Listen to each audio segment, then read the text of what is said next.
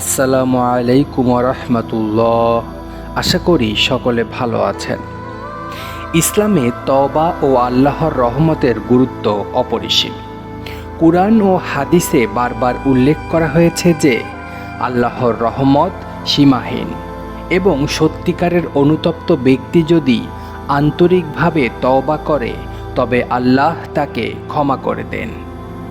আজকের ভিডিওতে আমরা এক ব্যক্তির ৯৯টি খুন করা এবং তার আত্মাকে নিয়ে যাওয়ার জন্য দুই ফেরেশতার মধ্যে তর্ক বিতর্কের ঘটনাটি আলোচনা করব।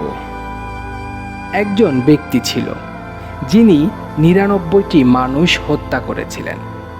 তিনি এমন এক পরিবেশে বসবাস করতেন যেখানে অপরাধ প্রবণতা বেশি ছিল এবং এটি তাকে ধারাবাহিকভাবে খুনের দিকে পরিচালিত করেছিল। মানুষ হত্যা করাই ছিল তার নেশা। তিনি নামাজ আদায় করতেন না এবং আল্লাহর প্রতি তার কোনো ভয়ভীতি কাজ করত না। তিনি কোনো ডাকাত, সৈনিক অথবা এমন কেউ ছিলেন যিনি রাগের বশে বা অপরাধমূলক কার্যকলাপের অংশ হিসেবে এসব হত্যাকাণ্ড ঘটিয়েছিলেন। এক সময় তার মনে অনুশোচনা জাগে এবং তিনি মানুষ হত্যা বন্ধ করেন এবং জানতে চান যে তার জন্য কি ক্ষমার সুযোগ আছে। লোকটি বিভিন্ন জায়গায় খোঁজাখুঁজির পরে একটি সাধুর খোঁজ পান। সাধুটি ছিল ভণ্ড।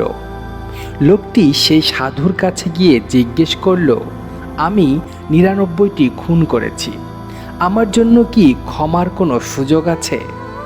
যেহেতু সাধু ব্যক্তিটি ছিল ভণ্ড, তাই সাধু ব্যক্তি উত্তর দিলেন, না, তোমার মতো পাপীর কোনো ক্ষমার পথ নেই। সাধুর এই কথা শুনে লোকটি আরও ক্ষিপ্ত হয়ে যান এবং ওই ব্যক্তি ক্রোধে উন্মত্ত হয়ে ওঠে। সেই সাধুকেও সে হত্যা করে। ফলে তার খুনের সংখ্যা বেড়ে দাঁড়ায় ১০০।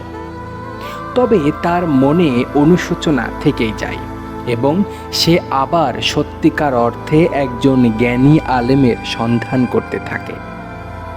পরে সে এমন একজন আলেমের কাছে যায় যিনি সত্যিই বিজ্ঞ ও আল্লাহর রহমতের ব্যাপারে সম্যক ধারণা রাখতেন। লোকটি আলেম ব্যক্তিটির কাছে বলেন, আমি ১০০টি খুন করেছি, আমি কি আল্লাহর কাছে ক্ষমা পাওয়ার যোগ্য? আল্লাহ কি আমাকে ক্ষমা করবেন? আলেম ব্যক্তি তার কথা শুনে বলেন, অবশ্যই, তোমার জন্য ক্ষমার দরজা খোলা আছে, কিন্তু তোমাকে তোমার বর্তমান পরিবেশ ছেড়ে এমন একটি স্থানে যেতে হবে যেখানে সৎকর্মশীল ও আল্লাহ ভীরু মানুষ বসবাস করে। এই পরামর্শ মেনে নিয়ে সে নতুন জীবন শুরু করতে রওনা হয়, কিন্তু পথের মধ্যেই লোকটি মারা যায়। তখন দুই ফেরেশতা হাজির হয়, রহমতের ফেরেশতা ও শাস্তির ফেরেশতা। দুই ফেরেশতা হাজির হয়ে লোকটির আত্মা নিয়ে যাওয়ার জন্য, অর্থাৎ তার আত্মার মালিকানা নিয়ে বিতর্ক শুরু করে। রহমতের ফেরেশতা বলেন, সে একজন আলেমের কাছে গিয়েছিল এবং তওবা করার উদ্দেশ্যে রওনা হয়েছিল। সে যত পাপই করুক না কেন, লোকটি তো ভালো হতে চেয়েছিল, তাই তার আত্মা আমাদের অধীনে থাকবে। অন্যদিকে শাস্তির ফেরেশতারা বলেন, না, লোকটি তার জীবনে অনেক খারাপ কাজ করেছে। সে যতই আলেমের কাছে যাক, যত কিছুই করুক, সে এখনও ভালো হয়নি, সে এখনও তার গন্তব্যে পৌঁছায়নি এবং সে এখনও পাপী, তাই তার আত্মা আমাদের প্রাপ্য।